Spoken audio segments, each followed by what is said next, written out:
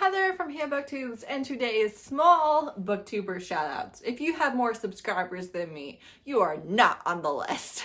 When I'm filming this, I have like 950 subscribers, so I'm very close to that 1,000 mark. Start the monetization process, except I can't because I don't have watch hours up there, but it's fine. I'm gonna get there.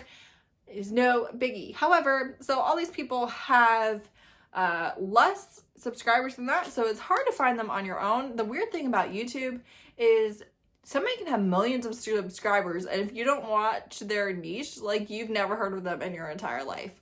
Whereas for, like, if you are in a specific circle of YouTube, you're like, everybody knows Brie from 11 Words. She has 5,000 subscribers. Like, we all know who she is. And then somebody else has like 5 million and you've never heard of them.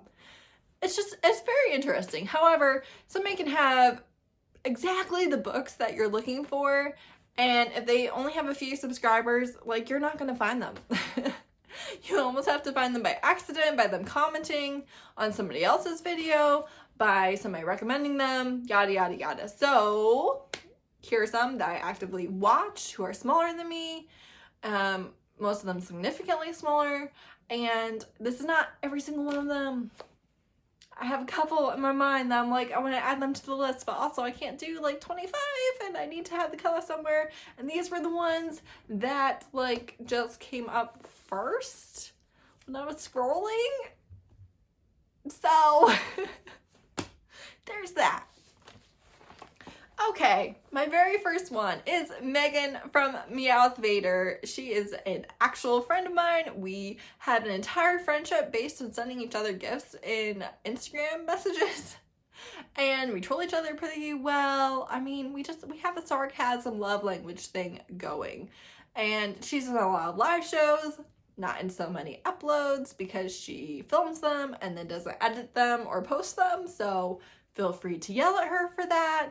She is based in Texas. I literally always think my brain has told me that she lives in Canada and commutes to Toronto. And that is a lie. That is just something that my brain made up that is not even a little bit accurate. She lives in Texas. She's told me this like at least 3 times and I never remember. She reads a lot of manga, and then for romance, she reads paranormal, urban fantasy, mainly. Those are her favorites, I should say, maybe. And her favorite tropes are witty banter, workplace romance, and any book that makes her laugh. If it makes her laugh, it gets a high rating. Next, I have Jordan from J. Springer Writes. I have like a scribble there for no reason. I don't know. And she reads a lot of reverse harems, and her videos are pretty unique. She's not uploading a ton because she's working multiple jobs. She lives in the Midwest somewhere. I forgot to write it down. But there's lots of snow and ice. So yeah, reverse harems. She particularly likes supernatural reverse harems with enemies to lovers or dark subgenres. Yeah, I enjoy her. And she's writing a book. Then I have Tori from Novel Life. I found her from the Sick Chick chat, which was about chronic illness. She has rheumatoid arthritis, and she references that quite a bit in her videos. She reads a lot of historical romance, fantasy. She's on a little bit of a contemporary kick, I believe. She reads Marriage of Convenience, Forbidden Love, especially in historical, Friends to Lovers, and Second Chance. And she's a delight. Then I have Megan, who is friends with Tamika from Library of Tomes. That is how I know of her, and she lives in Kentucky. She is a fan of super sweet or enemies to lovers romances. She particularly likes Brother's Best Friend, Celebrity, Small Town, Sports, and Second Chance. Then I have Marianne, which is We Last with the Book. She has the coolest pink hair, and she has a very cool accent too. Like, I just like her. And she lives in Scotland. She reads historical, dark, BDSM, any kink, age gap, taboo. There's a siren. I live right by a fire station, so it's like, must be noon. That was the test. Let's see, she reads paranormal, enemies to lovers, historicals with different social classes for the romance, and for not romance, she likes science and nonfiction. And I have noticed she does a lot of videos on Kindle Unlimited recommendations, which, you know me, I'm a fan of. Then I have Faye from Faye Reads, and the amount of people I had to message and be like, what is your first name? And then they were like, or they weren't even like, I finally found like their booktube newbie tag that actually said their name, and it's like their name is their channel name. But you can't count on that because people use their nicknames, they use just, you know, random things. So yes, I kind of felt a little bit dumb messaging people and asking what their first name was. And a lot of them I just got from their bio and like their Instagram, and that's how I knew their first name. So I'm a whole disaster over here. It's fine. Anyways, Faye, she reads paranormal romance, enemies to lovers, bad boy falling for the good girl is one of her favorite tropes. And Faye in particular found my channel right when I was first starting, and I really appreciated her watching and commenting when nobody else was commenting. So yes, you should check out Faye. She reads Faye books, I think. Then I have Meg from Buy the Book. She is from England and the UK. She really likes historical, contemporary, and she's starring in fantasy. She likes friends to lovers, or in fantasy, she likes enemies to lovers. She likes forced proximity, whether that be neighbors or coworkers or whatever thing that they're running into each other on a consistent basis. And she's a delight. She's really funny. She's talked about what it's like to make booktube videos, and I like her a lot. Then I have two specific people that I'm going to mention who are not smaller than me, but they gave me the name of somebody else, and it's a chain, and I want to give credit where credit is due, plus they're amazing, and I would automatically be putting them in this video if it wasn't specifically people smaller than me, so I cheated. Sue me. First is Bree from the Loc'D Booktition. She is a delight. She is funny. She is kind. She is wise. She's a therapist, which I just find fascinating. She does not read a lot of romance. She's reading a teeny tiny bit, but she reads a lot of nonfiction, a lot of science fiction and thrillers, and not so much fancy, I don't think. And she's reading the Percy Jackson series for the first time with, I think she's on Heroes of Olympus though, I could be lying, with Nicole from She's an Open Book. So that's a fun read along thing that they are doing. So on the one hand, I'm not getting a ton of book recommendations from her because we don't really read the same things. On the other hand, I love watching her videos. And she, on Twitter, it wasn't a direct recommendation because I'm not that special, but she on Twitter mentioned, darn it, I didn't get her first name. Mistakes were made. Native Lady Book Warrior. Her favorite genre is indigenous literary fiction, and her favorite trope is the anti-hero trope. And I went and I watched her videos, and it was funny because this random video, the one that I went to watch after Bree shared it, is her like filming inside her closet, and that was very entertaining. And she just hit 2,000, 5,000, I don't know. She just hit a milestone. I don't pay attention, because I'm a bad person with a trash memory. But, so she just filmed some Q&As and a giveaway. So that's really entertaining because I love Q&As, honestly, because again, it doesn't matter if you read the same books because it's still interesting.